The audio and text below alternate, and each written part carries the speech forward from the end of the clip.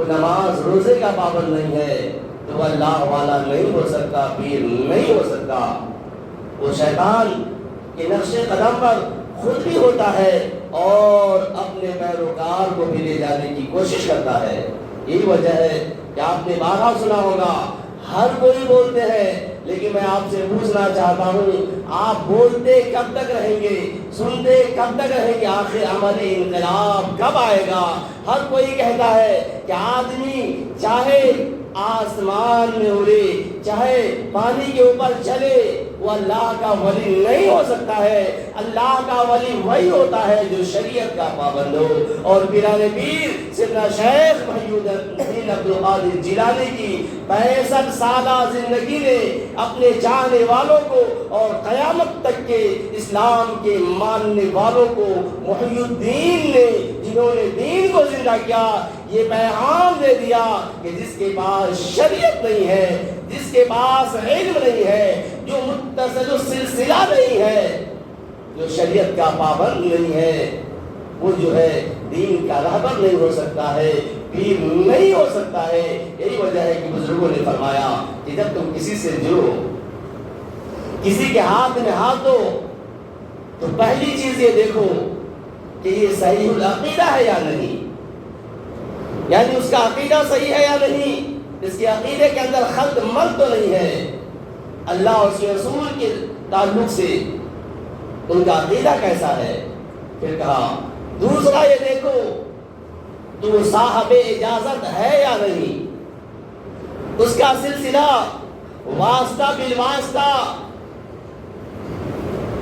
تاجدار کائنات امام الانبیاء تک ملتا ہے یا نہیں، یعنی اسے خلافت کسی سے ملی ہو، پھر اسے بھی خلافت کسی سے ملی ہو، پھر اسے بھی خلافت کسی سے ملی ہو، اس طرح یہ سلسلہ جاتے جاتے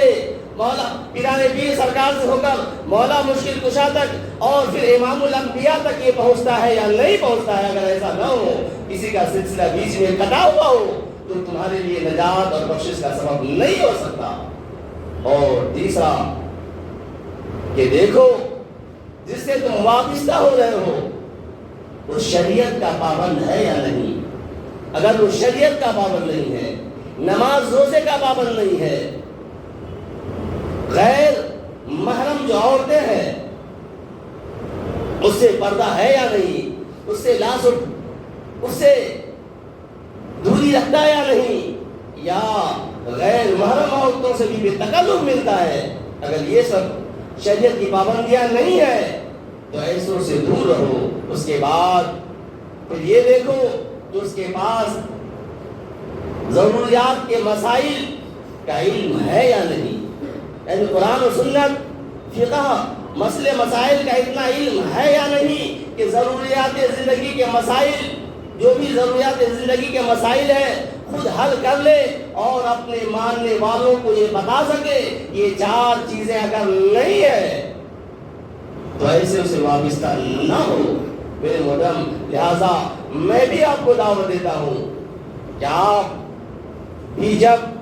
کسی سے وابستہ ہوں تو ان کے اندر دیکھیں یہ 4 خوبیاں ہیں یا نہیں۔ اگر یہ 4 خوبیاں ہیں تو ان کی صحبت آپ کو کام دے سکتی ہے، اگر یہ خوبیاں نہیں ہے تو پھر